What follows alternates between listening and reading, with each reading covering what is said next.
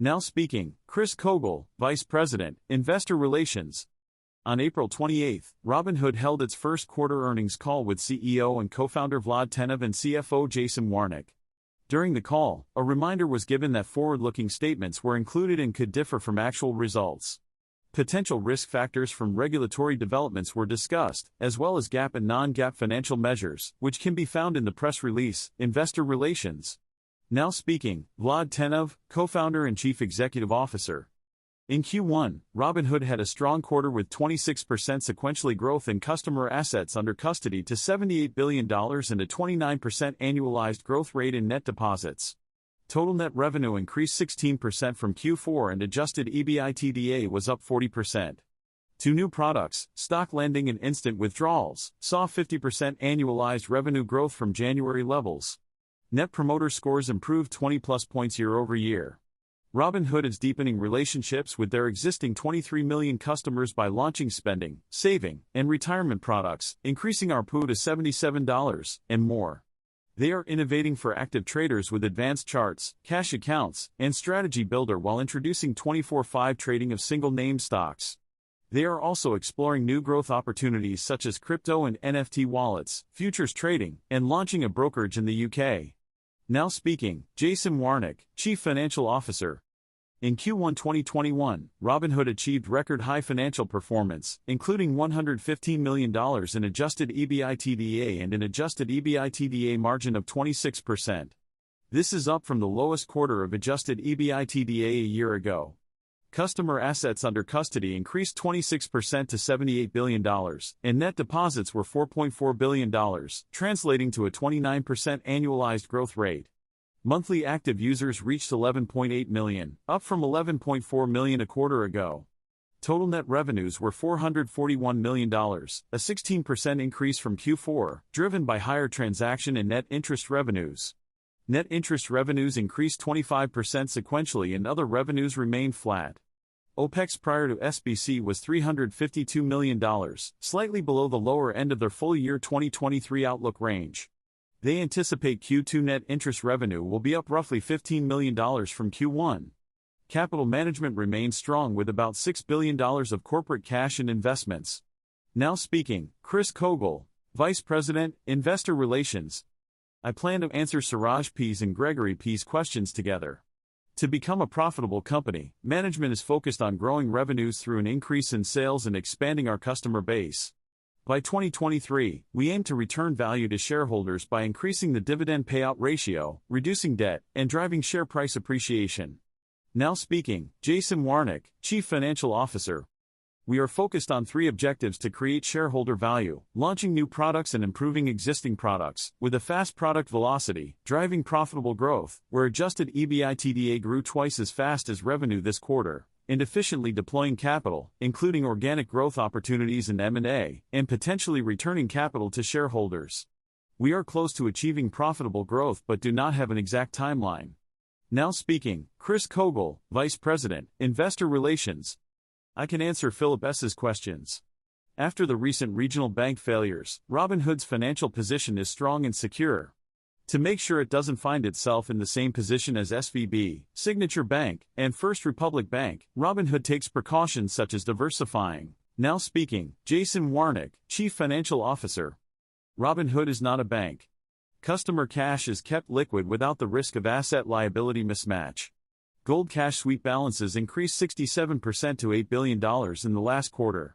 In March 2020, customers deposited $1.5 billion with Robinhood.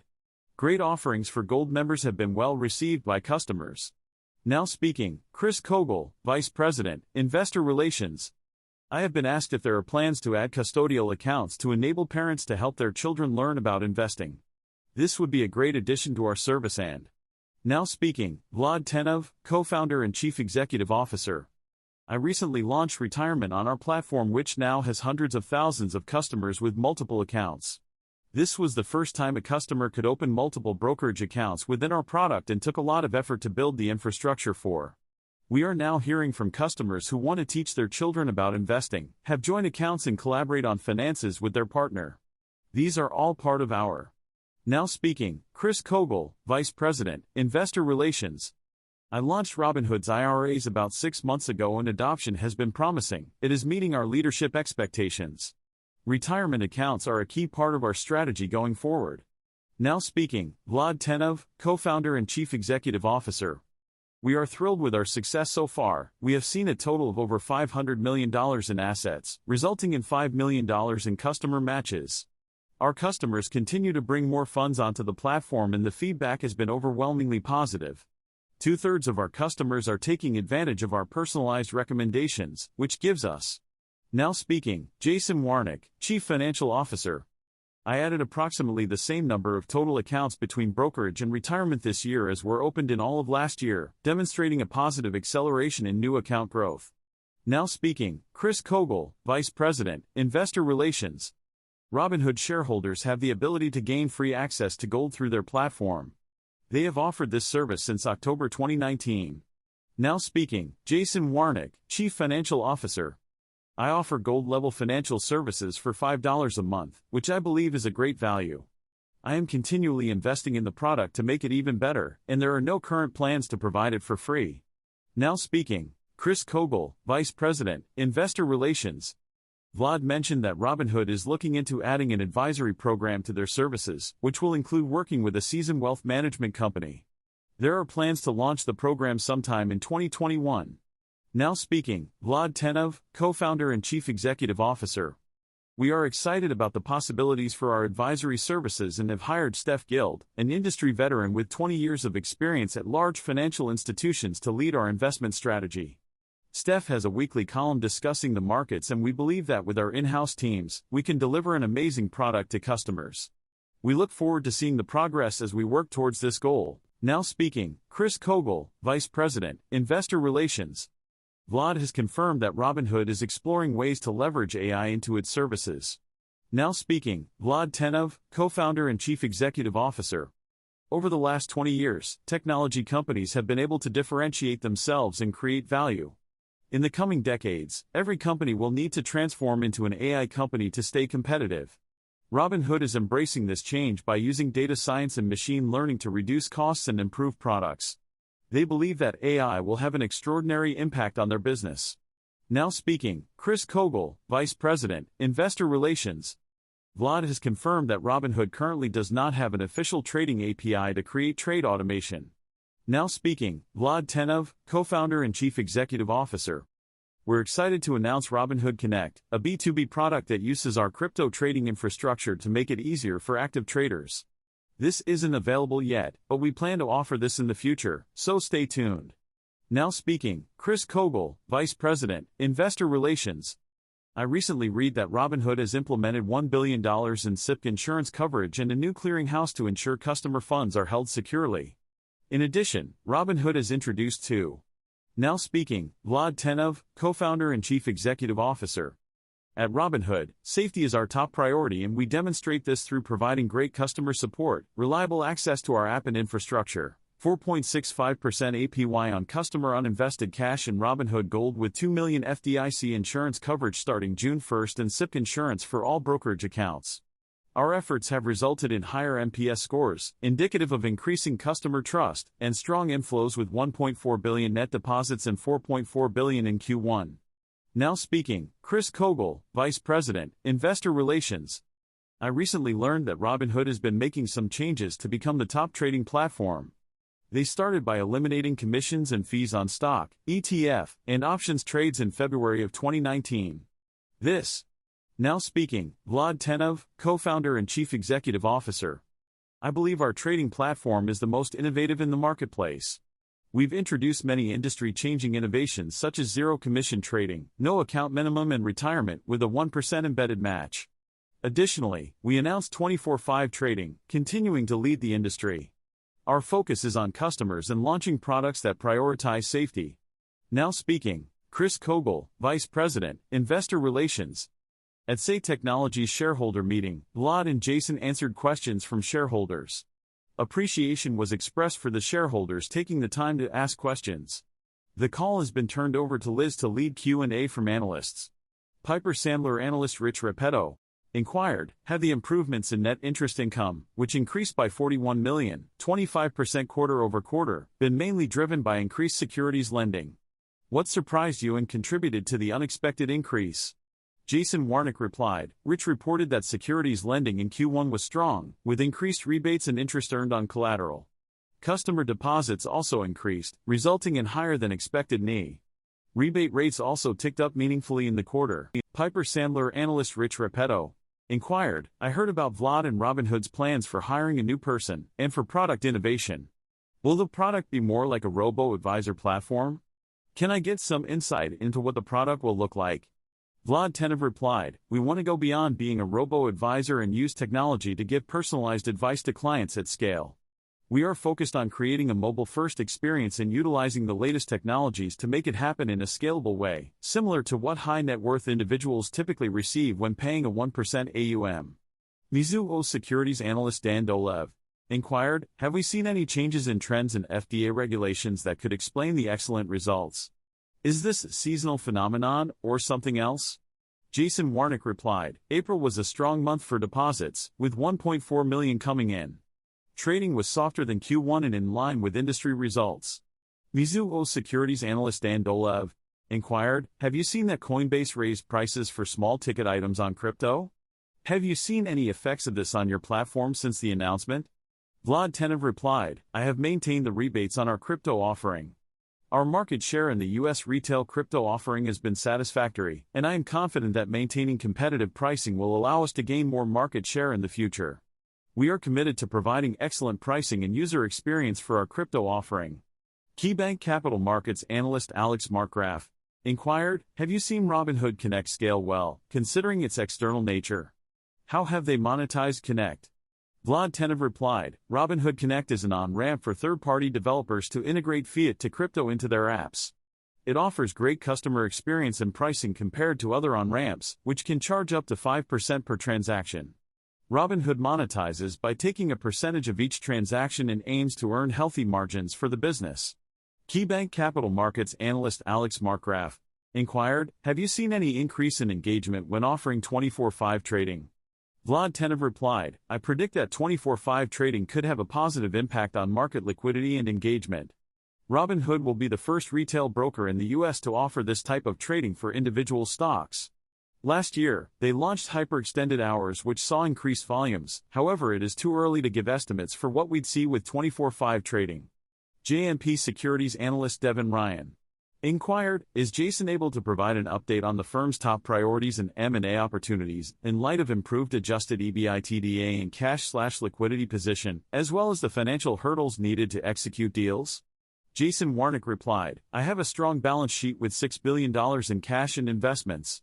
We plan to continue working on our capital structure to be more efficient, particularly looking at M&A opportunities. The bid-ask spread in the market has been wide due to the market correction, but is becoming more constructive. When evaluating potential opportunities, we consider the return on invested capital, whether it would be accretive to our business, and if it would accelerate our roadmap. We also look for teams that share our values around culture, safety, compliance, and customer experience. JMP Securities analyst Devin Ryan inquired, have you seen any demand from existing customers for the futures offering, and what do you expect the timeline to look like for launching this product? What is the size of the addressable market, and could it be more than 10% of DARTs over time? Vlad Tenev replied, Robinhood is launching futures trading for customers at the end of this year, pending regulatory approval.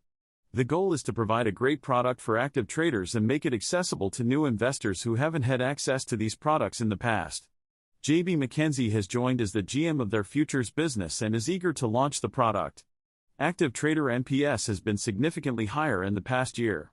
Morgan Stanley analyst Michael Cyprys inquired, do you think the Fed cutting interest rates would have an impact on revenues, and which products and revenue pools have the most compelling profitable growth over the next 12 to 24 months?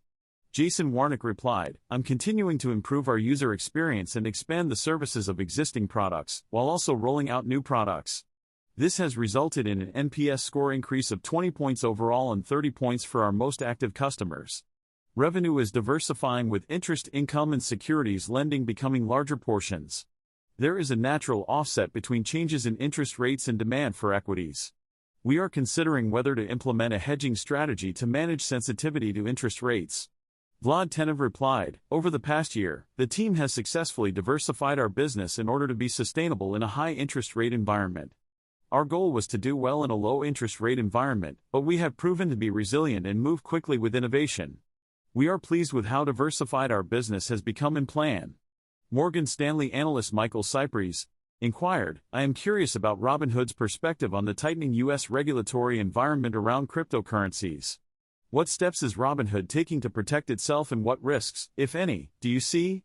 Jason Warnick replied, Robinhood has had safety as their top company value for a long time, and this has led to them being deliberate in expanding their coin offering and having a rigorous coin framework. They have shown respect for the securities regulations of the country, which has led to them making tough decisions on product selection, such as not offering staking. They want to be on the right side of regulatory decisions while innovating for customers and would benefit from more. Goldman Sachs analyst Will Nance inquired, have securities lending revenues increased due to fully paid adoption, and how sustainable are they in the current macro environment? Jason Warnick replied, I have been in the securities lending business for several years and I can say that Q4 was unusually soft. However, there has been a strong backdrop in the market since Q1. We have seen an increase in customers opting into our securities program, allowing us to lend out even more and optimize customer yield. Rebates in Q2 have been consistently strong. Goldman Sachs analyst Will Nance inquired, have the options take rate been decreasing over the past several quarters, and have the drivers been more on the rebate side than actual volume? Jason Warnick replied, my take rate has decreased due to an increase in SPY contracts as a percentage of my overall market. This change occurred without any adjustments to my pricing structure, resulting in a reduced blended rate. JP Morgan Chase & Company analyst Ken Worthington inquired, I would like to know, what has been the uptake on the new Cash Card, and what does the transaction activity look like? Jason Warnick replied, the Cash Card has had an encouraging start, with over 200,000 customers. The team is hard at work to make the card top of wallet, engaging current customers in deeper relationships. However, this potential is still in its early stages. JP Morgan Chase & Company analyst Kim Worthington inquired, what portion of Robinhood's 23.1 million customers are trading options, and what has been the impact of zero-day options on retail trading? Jason Warnick replied, but we don't offer it yet. I estimate that hundreds of thousands of customers engage in options trading monthly. Zero-day options are something customers have expressed interest in, however, they are not currently offered. Vlad Tenev replied, I do not offer cash-settled index options, however, I do have ETF options traded on the platform with zero-day settlement. Jason Warnick replied, I will evaluate expanding my cash-settled operations over time. FT Partners analyst Matthew O'Neill inquired, have MA user numbers increased this past quarter compared to the April trend from last year, taking into account factors such as tax season? Jason Warnick replied, we saw MAUs go from 11.8 to 11.4 in April, indicating it has stabilized in the same range as Q1. This can be attributed to seasonal dynamics. Bank of America Merrill Lynch analyst Mark McLaughlin inquired, did the reallocation of cash to held-to-maturity securities have anything to do with not taking on duration risk? Jason Warnick replied, we took $500 million of our cash and invested it in a laddered portfolio, held to maturity with highly liquid assets. This investment was made in good hygiene and has maintained the fair value of the purchase price since then. Bank of America Merrill Lynch analyst Mark McLaughlin inquired, have there been any updates on your international expansion plans, particularly related to the UK, as you have discussed in previous quarters? Vlad Tenev replied, I am making progress towards launching a brokerage in the UK by the end of 2020. I have an existing license in place and believe our brand is strong enough to be successful. Experienced leaders are running the effort, so there is reason to be optimistic. Vlad Tenev replied, I am very excited about the progress we have made in the launch of 24-hour market next week.